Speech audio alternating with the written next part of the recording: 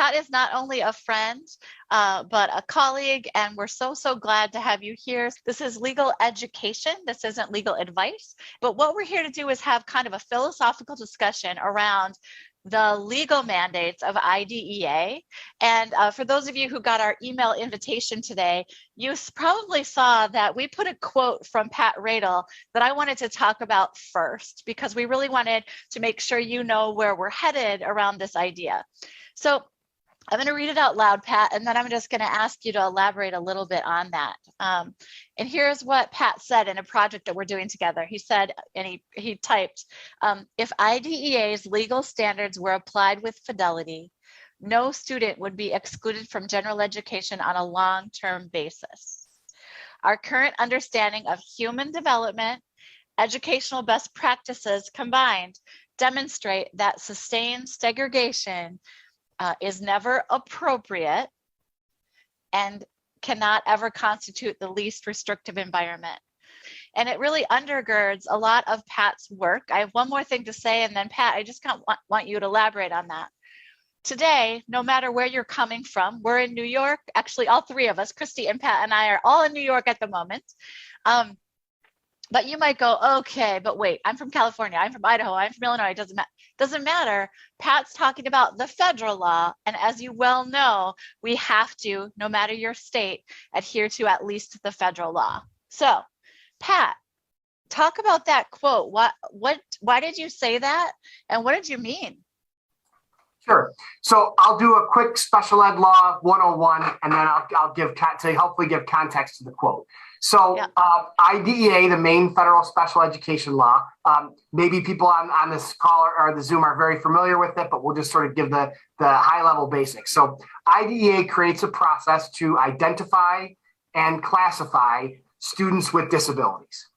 Right. Students with disabilities, once you've been identified and classified as such under IDEA, are entitled to a free, appropriate public education, a FAPE, in the least restrictive environment, LRE. And the law requires federal law requires, in order to satisfy the least restrictive environment, that school districts offer a continuum of placements from less restrictive to more restrictive in order to satisfy the LRE requirement.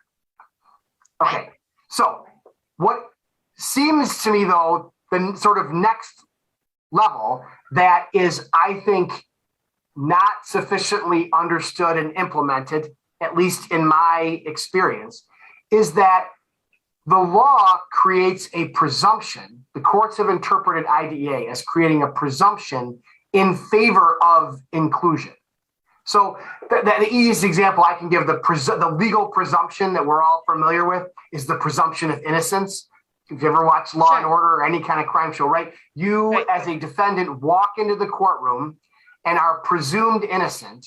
So it is the burden of the prosecution to overcome that presumption and prove you guilty beyond a reasonable doubt. So in the same way that a criminal defendant is presumed innocent, a student with a disability walks into their IEP meeting presumed included. And it is the school district's burden to overcome that presumption and show that even with supplementary aids and services, the student cannot achieve appropriate educational progress in general education. Mm-hmm. What I am saying in that quote, and what I am getting at, is that we have advanced so far in the art and science of inclusion that we have the ability to support students with significant cognitive deficits, tremendous cognitive deficits in general education.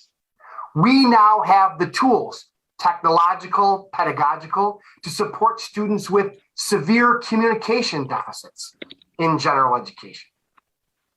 We now have the tools and knowledge and information about human development and human behavior to support students with extremely challenging behaviors in general education.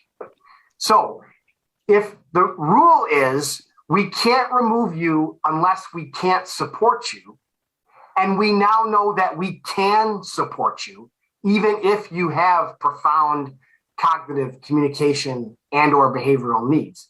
How can it be the case then that we can ever overcome the presumption in favor of inclusion? And I said long term, because I do think, and we have had situations where there are students who are in a severely compromised place, emotionally, mentally, psychologically, and there might need to be a transition plan to help them make a successful transition either into or back into a general education placement. But at that point, at least in my experience, we're talking about an extremely small number of students for an extremely limited period of time. But I am concerned that there are many, many, many, many students who are, the presumption of inclusion is thought to have been overcome, but that has not actually been overcome. It's a function of ignorance on the part of the school team as to the ways in which we can very successfully support students with a broad range of needs. Well, and Pat, you and I have talked about this before, and I don't want to derail us, but I think it is worth noting. In early childhood in particular, I would say there's almost a presumption of separation and segregation without a consideration of presumption of LRE, because we'll say as a district or as a community, we don't have a less restrictive environment for 3-year-olds that have been classified and identified, you know? Yeah, there's that. And then I'll just sort of add on to that. The courts also recognize the appropriateness at a certain point of weighing the benefits of inclusion versus the benefits of the self-contained setting. So the other thing I think, again, is that is widely known in outside of education, and the law, but maybe less known inside of education law should be, is that the research is in that the benefits of including students are enormous, and the benefits they get from being self-contained are de minimis, or not, or that our legal way of saying like not legally significant. And again, it's on average. I'm not saying that some not so great things happen in inclusive settings, and maybe some good things happen here and there in some self-contained settings. But the research is that in general, on average, we are, as IEP teams, when we're weighing the pros and cons, we are way underestimating the benefits that the child would receive from inclusion and way overestimating the benefits we think they would receive from being in a self-contained setting. And that's not the balancing the law is calling for and is requiring in every school district, rural, urban, suburban, East Coast, West Coast, flyover country, whatever you want to call it. That's everywhere you are. Okay, so we could spend a full hour or 2 or 3 pulling apart exactly what Pat's talking about, and we might return to it. So just know that. And today, what we want to do is make sure to give you all who join us today some tips, some secrets. And those of you who know about our Summer Leadership Institute know that what we're doing this year is we're having the secrets of highly inclusive school systems. And Pat's going to be talking about what we're going to call legal secrets. And you could call them myths, you can call them whatever you want. But essentially, it's really to say, hey, folks, if we all knew this secret, we'd probably make different decisions as educators and as educational teams. And so Pat is doing 3 big presentations with us for the Summer Leadership Institute. And today, live on Facebook, he's going to share 3 secrets for us, kind of reveal them to you all so that you know about what Pat's talking about. And then also, if you want to join us for the Summer Leadership Institute, it's going to be amazing this year. So, and Christy, is there anything else you want to do to set Pat up to go ahead with his secrets? Pat, I just picked your first session and I put that in the chat. Did I get the right one? Are you ready for that one first? Sure. Okay. Excellent. Let's go there. Julie, I'm putting that information in the chat and in Facebook. All right. Okay. So it's 10 secrets you need to know about the law and inclusion. And that is the session. He's sharing 1 tip right now. Great. Okay. So I I think I'm going to change it up based on what we just talked about. If that's okay, Christy. Fine. I'm going to call on. Okay. So here's I would say maybe my number one secret about the law and inclusion, and it's this: a student does not need to keep up with the general education curriculum in order to be included. And the reason why I picked this one, it seems to me if I've only, and I'm really hoping you're going to come back for the Summer Leadership Institute and not even for my stuff, but just for all the other amazing things that are going to be available. But if you only were to take away one legal secret of inclusion in the law, I would like it to be this one, because I think for many, many students, this is the reason given that on the surface appears to be persuasive and a pretty legitimate justification. So what the school says is something like this. This student is very cognitively impaired. They are nowhere near grade level. They could not possibly keep up with the general education content. And as such, like, not only is it inappropriate to place them there, it's kind of cruel, right? Because they're going to be very, very overwhelmed and frustrated and scared. And further behind. Yeah, and who wants that? And further behind, and that's like, to say nothing of them being able to feel success and demonstrate independence and show what they know. And so, like, this is real, and they're not going to form meaningful bonds with peers. They're just going to be embarrassed and left behind. And so this is like not only like inappropriate, actually sort of cruel and wrong to do. And therefore, like, that can't possibly be the least restrictive environment and appropriate placement, because they can't possibly keep up. So my secret for you is that a student is not to be removed from general education solely because of needed modifications to the curriculum. And that is not the law of Pat Radel, Down syndrome dad, inclusion advocate. That is Code of Federal Regulations, black and white, right there. And the courts have interpreted that to say that for a student with a disability, appropriate education in general education means progress toward their IEP goals with appropriate supports and services. So it's not just, can this student be successful in general education, period, full stop. It's, can they be successful with supplementary aids and services, and with success being defined as progress toward their individual IEP goals. So an example I like to give is we're in sophomore year English 10, and we're doing Macbeth. And I don't know how much everybody in the class, the typical kids, are getting out of Macbeth. Hopefully a lot, maybe not as much as we would hope, and probably some kids are getting a lot and some kids are not getting anything else. But my student their goal is to answer WH questions.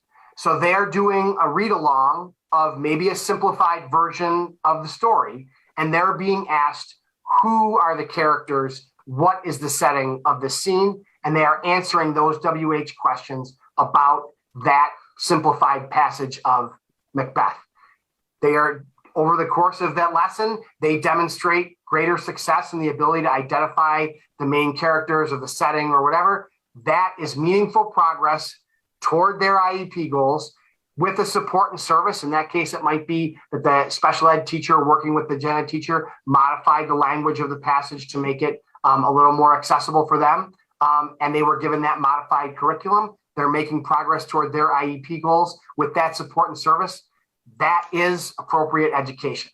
The fact that they cannot get out of Macbeth whatever we think the rest of the kids are getting out of Macbeth is not a reason for excluding that student. So my secret of inclusion in the law is that keeping up with the curriculum is not a prerequisite to being included. And Pat, I want to take your Macbeth example and take it one or two steps further.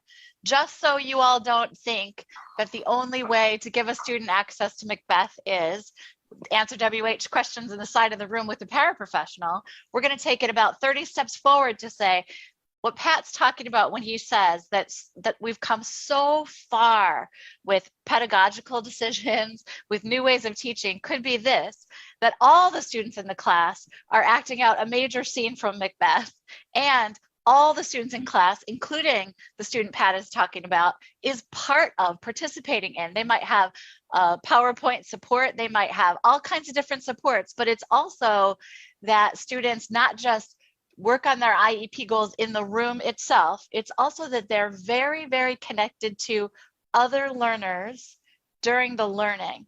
And Pat, probably you're not going to share that secret today, but peers are part of this too.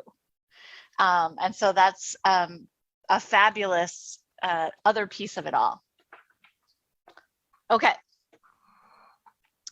Pat, are you willing to share another tip from your presentations that are coming up? I'm thinking the behavior one, but maybe you want to pick Let me get the behavior one. Okay. Secrets about the legal rights of students with behaviors that challenge us.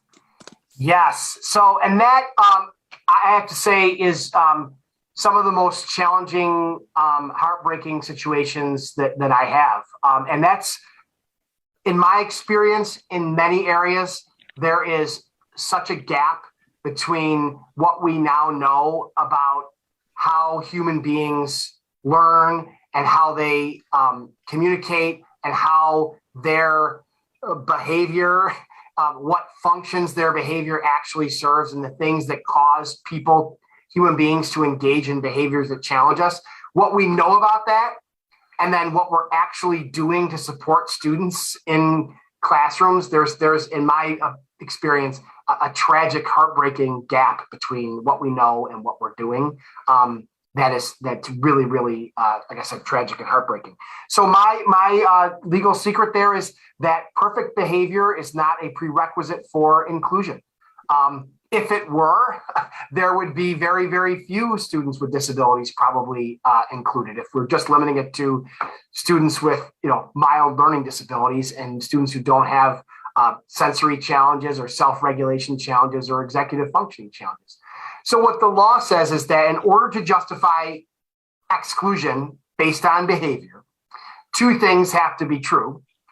One is that the student's behavior has to be significantly disruptive to the education of themselves or their peers. So not just disruptive, somewhat disruptive, kind of disruptive, significantly disruptive. And I think more importantly, the school has to be able to show that they have done all the things that they needed to do to support that student. So again, I get sort of to circle back to the theme I started with. What I'm saying is, given all that we know about how to support students with behaviors that challenge us, how many schools really can satisfy that second prong and show that they actually did do all the things that they need to do? I can't tell you again, it's too many times now for me to sort of even process, where I have a student with a disability who has either been excluded or is being excluded because of challenging behavior. And I am within seconds of looking at the student's IEP, and the student is described as a nonverbal communicator, and there's no assistive technology device, no communication protocol, no consult with augmentative alternative communication expert. And I'm saying, like, how in the world could this ever possibly get there? And not like a 5-year-old who's a nonverbal communicator. I'm talking like a student who is a nonverbal communicator who somehow got to 8th grade and still has never been given access to assistive technology. And my response is, we're looking at this as a behavior problem. This is a fundamental, as if it wasn't obvious enough that all behavior is communication. This is very obviously a communication problem, because this student has no way to communicate with you other than engaging in what you're calling, misbehavior. So what I'm saying is, my focus is not so much on how disruptive is the behavior. Chances are, if you're calling me about behavior, it's pretty disruptive. I've seen some stuff and heard some stuff and read some reports. It's pretty disruptive. But I am focused on, let's spend less time thinking about how disruptive and upsetting this behavior was. We're all agreed about that, and talk about what was done proactively and reactively, and what supports and services were given to the student. And if the student was not provided with those appropriate supports and services, up to and including the moments in which they were in crisis, then you have a pretty good argument that the school has not satisfied the legal requirements for excluding that student based on their behavior. Okay, I can tell based on the number of people in our Zoom room that everyone's probably madly writing things down and thinking, okay, so what does this look like and how does this work and things like that. I want to have one more related plug to the SLI, which is Pat's talking about students who don't use speech to communicate. And this year at the SLI, we'll not only have big panels of kids who used to not have verbal speech or still don't have verbal speech that are going to be sharing with us all sorts of tips about inclusion. Additionally, we've got a new group of folks that are going to be helping us with those kids who do not have verbal communication and how actually to give them access to communication in all new ways. So that's just something else that you probably need to know about, especially if you love, work with, or know a student, maybe with autism as an attribute, who doesn't have verbal speech to communicate. We've got a ton for you that way coming up. So Pat. Julie, sorry, Julie, before you ask Pat your question, I was wondering, you may remember as badly as I do. Do you remember Darlene's brilliance the other day when she said, yes, all communication is behavior, but she had a new way of describing that communication, you're not trying to find a replacement behavior, you're trying to give them a mode of communication. Do you remember how she said that eloquently, or is that okay? Cool. Well, come meet Darlene at SLI and ask her, tell us what you were saying about how, because sometimes I think her argument was that if we say all behavior is communication, then people go, well, the kid needs a different replacement behavior. They can't bite or kick or scream or throw to communicate. And she says, the kid needs a way to communicate, not a replacement behavior for the frustration of not being able to communicate. I'm paraphrasing. So I thought it built on what you said, Pat, that it's really about the supports and aids and ways we support people to communicate versus how do I decrease the challenging behavior or give you a replacement behavior when you're frustrated. Yeah. Okay. Now you're giving me the opportunity. So I'll get up on my soapbox. So what drives me, I've sort of had it with, so the law requires a two-step technically we'll get more into this during the presentation, but the law requires if the student has behaviors that are interfering with their education, the school district is required to perform what's called a functional behavioral assessment, which is a study and then a hypothesis as to what function is this behavior serving.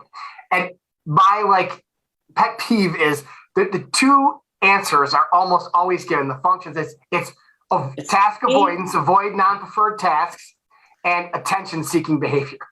And I keep having the same back and forth to say, first of all, every human being ever wants to avoid non-preferred tasks. You're not telling me any information at all that this person, except that they're a normal human being, that they want to avoid non-preferred tasks, right? So why is that a relevant thing? And also, by the way, then great, then make it less non-preferred, right? Find a way to make it more interesting, engaging, exciting, motivating, but so that's not useful information. And the other is attention-seeking behavior. I feel like that is question-begging information. Attention-seeking for what? For its own sake? Or are they trying to get your attention to say, I don't understand what you're asking me to do. I can't do it. You're telling me to do this and I can't, and I don't know how to tell you I can't do it except by ripping my paper, vocalizing, whatever.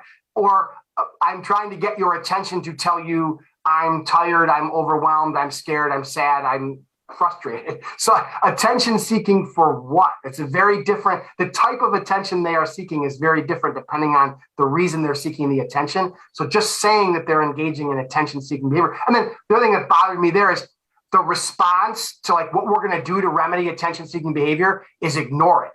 Well, that might be a terrible thing to do if they're trying to get your attention to say, I feel scared, I feel frustrated. If you're ignoring that behavior, that's only going to make me feel more scared, more frustrated anyway. So, but yeah, Christy and I have a whole lot.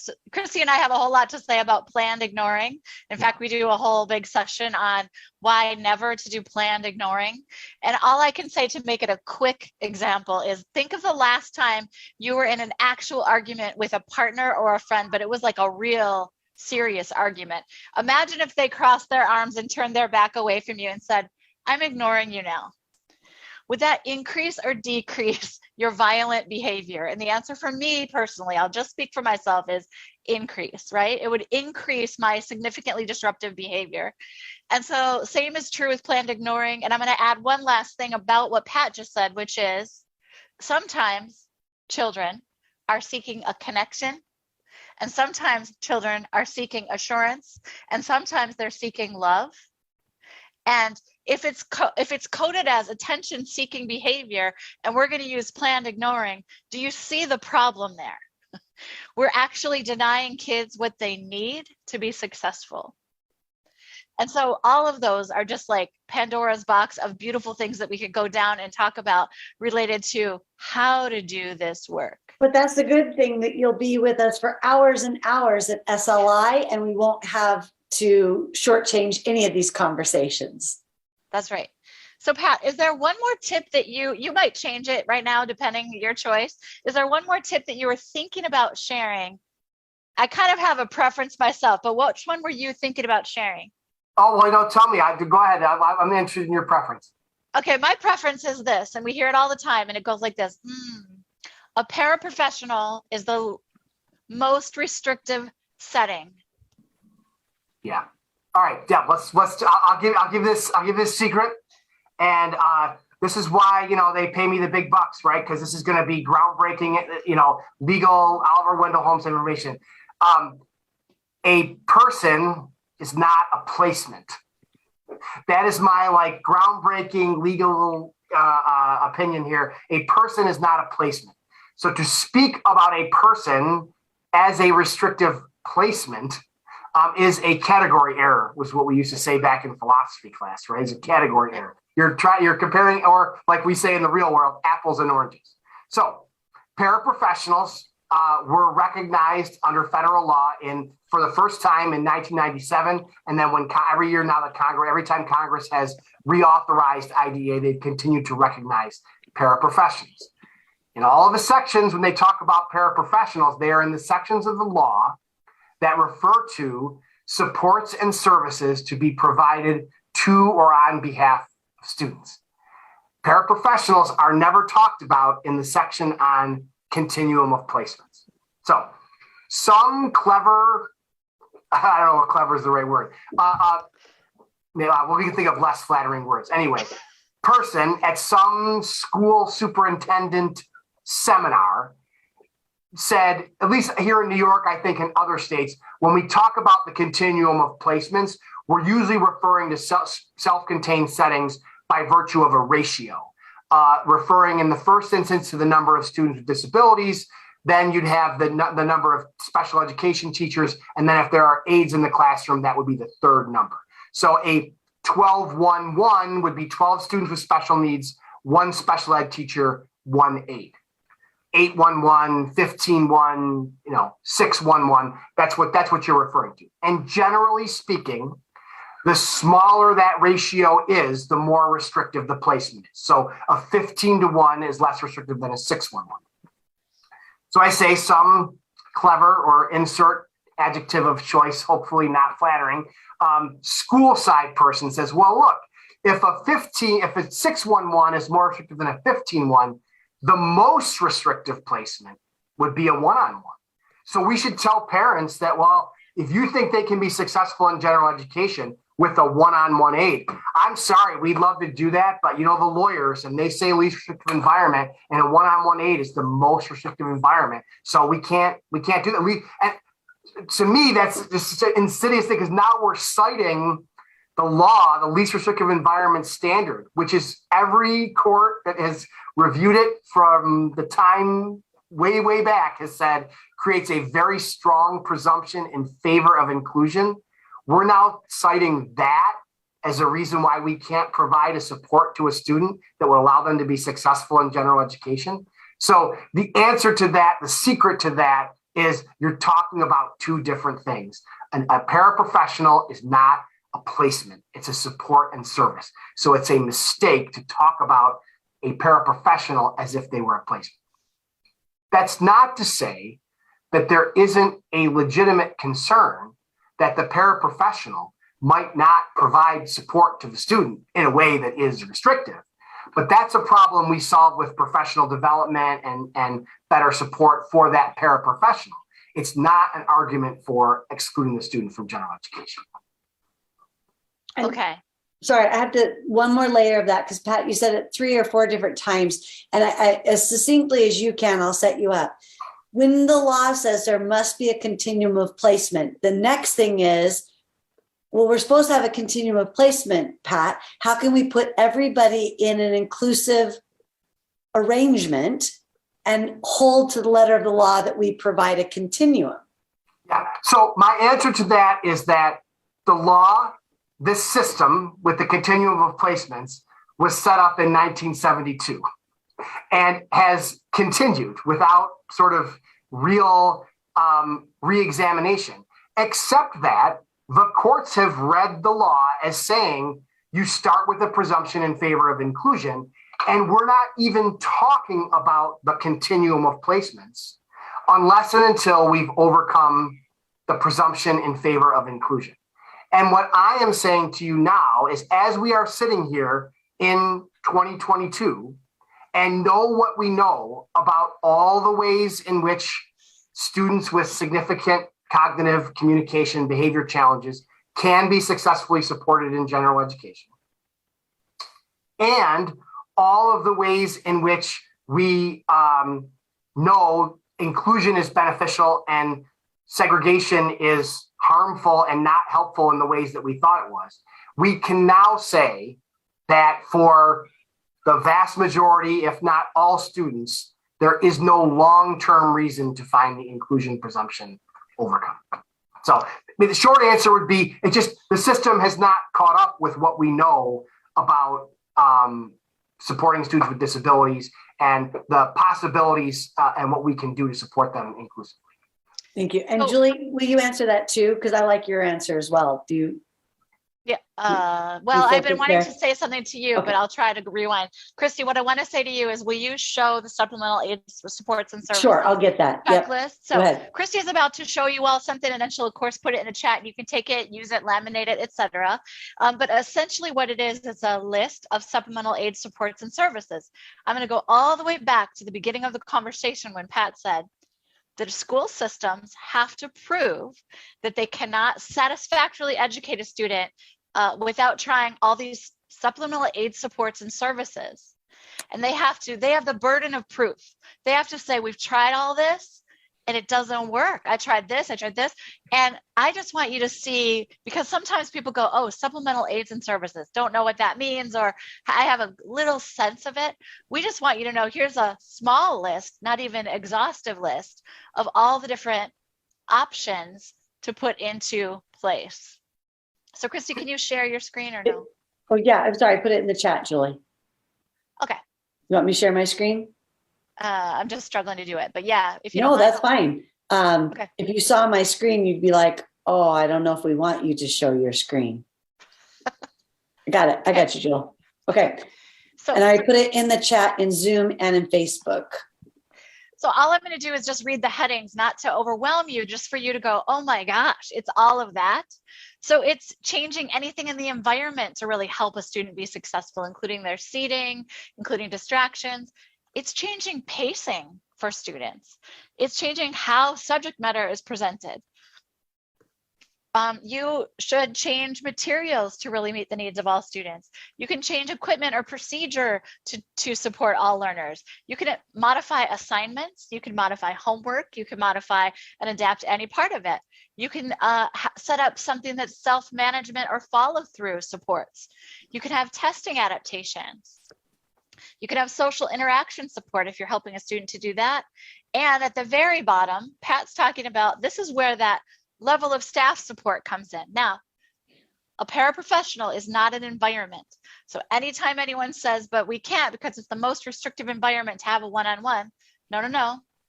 A paraprofessional is a supplemental aid, support, and service, and it is something that you can, after trying all of those other things, you can allow a student to have if it makes sense in that particular setting, okay? Meaning that particular case, not setting.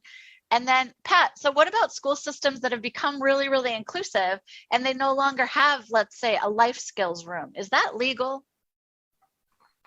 Yeah, absolutely. I mean, if they have determined that they can meet the needs of all the students with disabilities in their area and in those in settings that are inclusive, that would absolutely be consistent with what the law requires. Can I just jump in on what something, Julie, you said several times, the school has to show that they tried these things before they excluded. That's definitely true.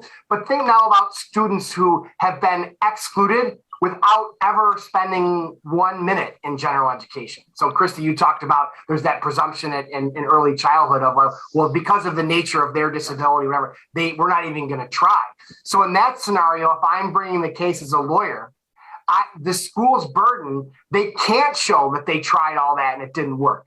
They would have to show that the student's needs were so obvious, apparent, and extreme that they could conclude that the student could not be successful in general education without even bothering to try using all of those supplementary aids and services. I mean, again, that is an extremely high burden. That was why for a long time I ended up like just the kindergarten cases was like too, personally heartbreaking. But legally, just like, you're give me a break. This is, we're going to actually do this. You're going to, how often would you be able to show that the student, it was so obvious you didn't even have to let them, a kindergartner, set foot in a gen ed class. You're so sure they can't be successful. Even with the state of the law as it is, that is an extraordinarily high burden for a school to overcome.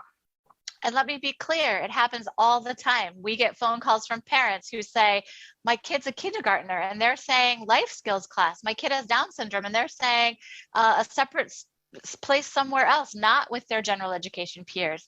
And Pat saying, whoa, because there's no way they can prove that they've tried supplemental aid supports and services before determining that student cannot be successfully included. Right.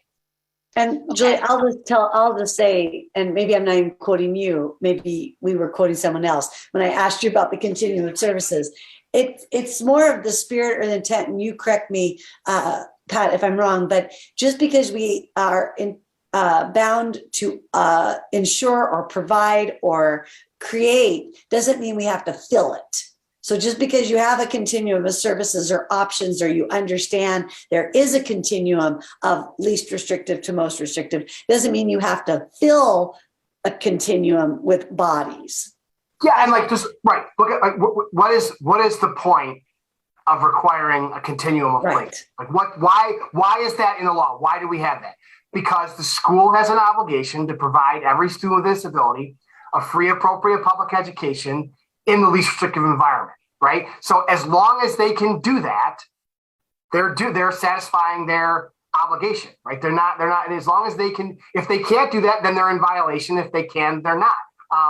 But yeah, any more than, so how could it not be a violation to say we don't do inclusion here? We don't offer inclusion. We offer, these programs. So yeah, and the simple fact that you did not have a life skills class is of no moment unless you can show that this student's needs can only be appropriately met in a life skills class, right? That would be, so that the mere fact that you don't have an available placement is not a violation of anything, unless for this individual student, it could be shown that they needed that class to make appropriate educational progress. And you're going to say, as this inclusive school, no, we have classes that teach actual life skills and education, and this is how we go about doing it. Yeah, so just to be clear, I've personally never met a student who I thought was appropriate to put in a life skills class. So meaning there are always ways, and Pat sort of alluded to them, there are always ways, pedagogical ways, adaptation, modification, support services to support students in general education settings. And Pat is saying, hey, yeah, that's right. And also the law supports that and has always supported that. Let's just we'll get real legal for a second and practical, right?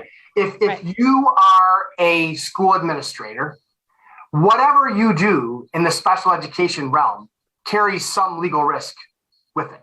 Okay, you could go super inclusive, and you're going to have parents who are going to say, "I don't want my child included. I want them in a life skills class. They need more supports." And I'm concerned about that. They're not going to get. I believe that they do need a. Macbeth is not relevant to them, and they do need to learn cooking and trade skills. And I want them. You're not giving them an appropriate education in an inclusive setting.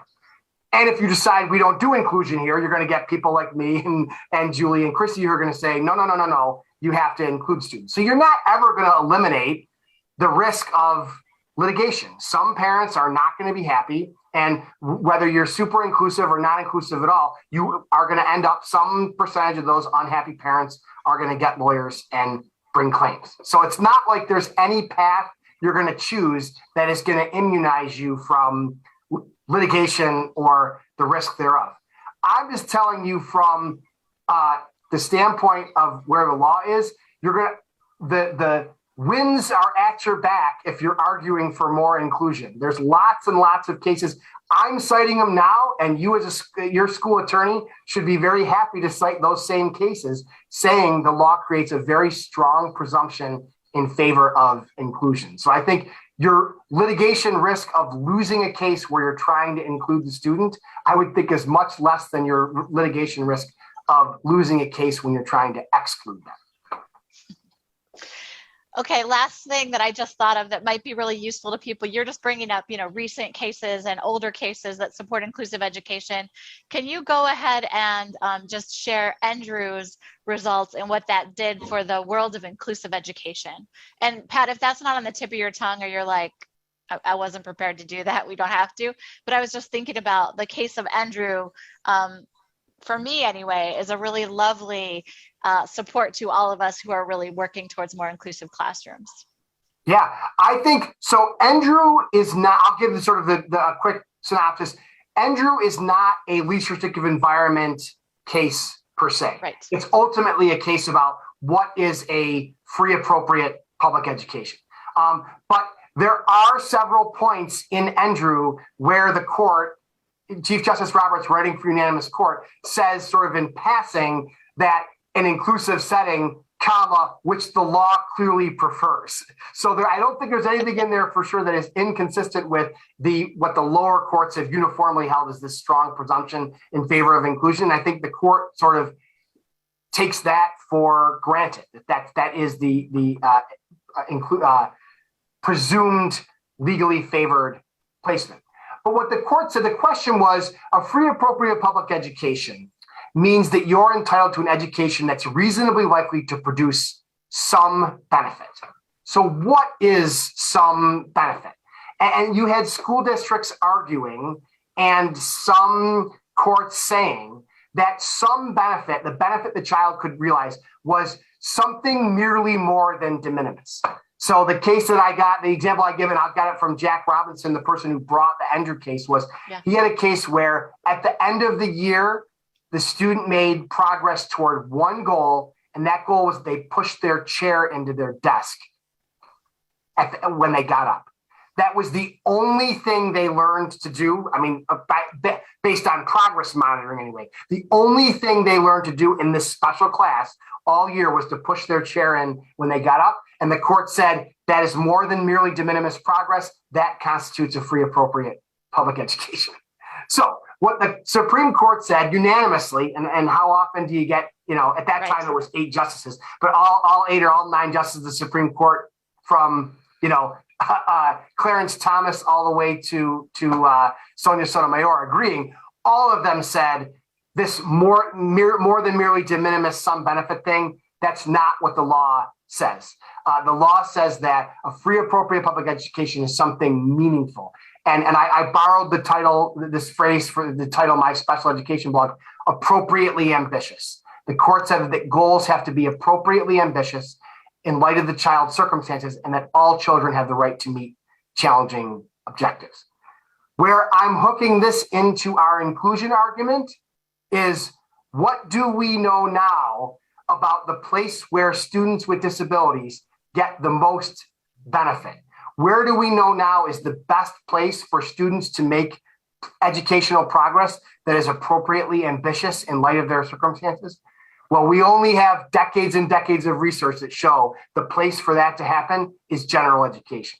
So I'm going to say, if that's what the Supreme Court says we're going for is appropriately ambitious educational progress, and they're recognizing the legal presumption in favor of inclusion, we know now where the vast majority, if not all, students with disabilities should be long-term. They should be receiving the supports and services in general education. Okay, there's one Facebook question that I'm going to pose. I'll answer it first. Pat, you can answer it second with a legal answer. And it's this: the fast pacing of instruction is definitely an argument used by the school repeatedly when I request that my daughter be included in a team taught classroom. When you speak of altering pacing as a support service, what does that look like when the class moves quickly through the curriculum? Okay, I'll just give a couple examples. Christy, give as many as you want. Pat, the legal part of that. So pacing cannot be used as a reason to exclude. We call those exclusives, right? So excuses to exclude. Pacing can't be one, and here's why. It's because we can, in a classroom, let's just say that you have 24 students that are moving at a perfectly exact pace, everyone except this child with a disability. Now, first and foremost, that's never been the case. That will never be the case. There's always a pacing range. There's always a communication range. There's always a behavioral range. There's always an academic range, okay? But let's just imagine that all kids keep up at this very quick pace except this one student. Well, okay, then we have to do something called support the pacing of the instruction, which means that, let's say I'm reading Macbeth out loud, just to give an example, and we're on chapter 2 today, and then we're on chapter 5 tomorrow, etc. You might select text that supports the learning of Macbeth in a quicker way. You might also add a video component. You might also add supported notes. You might also change up what's due, what's not due. All of those impact pacing, but what you do as a team prior to the Macbeth unit, if we're going to use that as an example, is to say, what are our goals for the student? How are we going to know they've achieved those goals?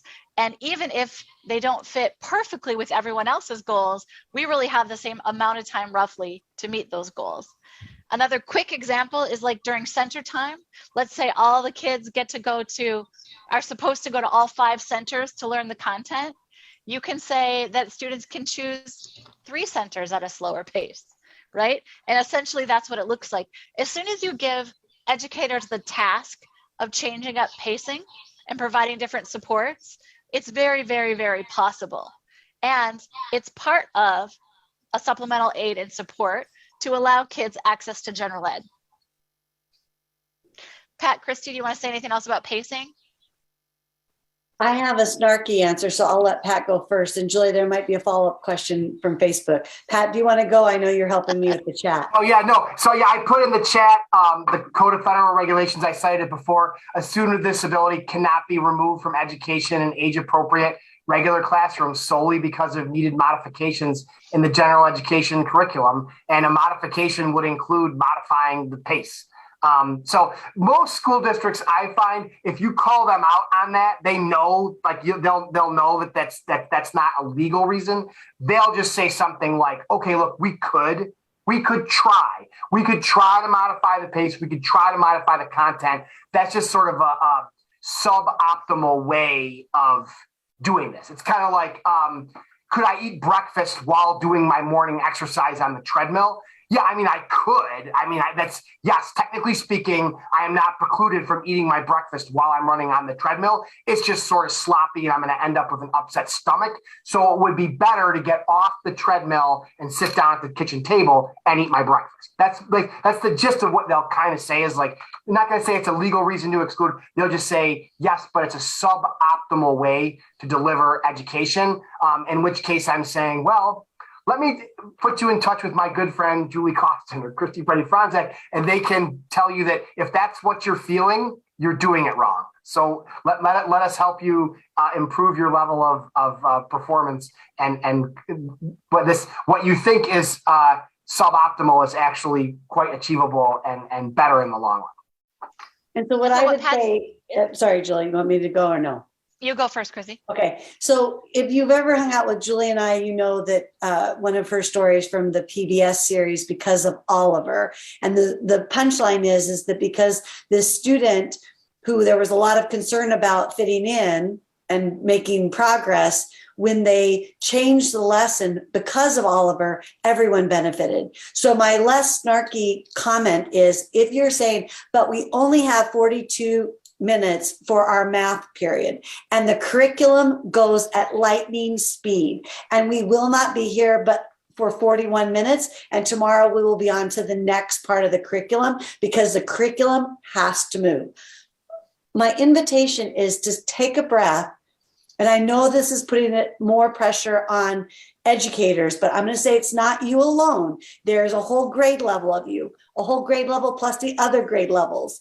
You're in a district, you're in a community. Come together in a community and say, folks, I'm not so sure any of our students are well served in a 42-minute math block with a curriculum that goes at lightning speed. The kids who are doing okay probably could do it before we taught them. So what are we accomplishing here? And then we're asking you to look at the inequities and the harm that the curriculum or the structure or the schedule are causing teachers, children, and families.